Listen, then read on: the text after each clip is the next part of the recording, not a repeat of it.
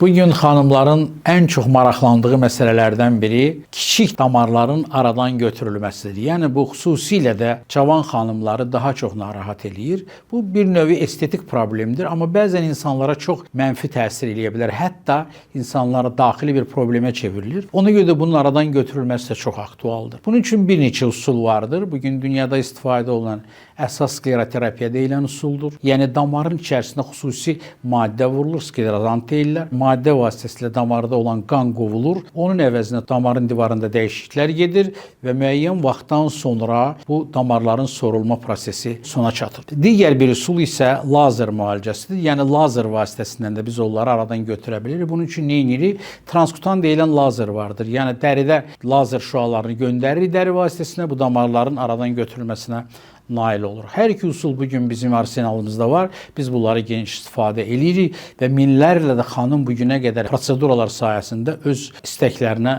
nail olmuşlar. Siz də buyurub gəlib bundan istifadə edə bilərsiniz.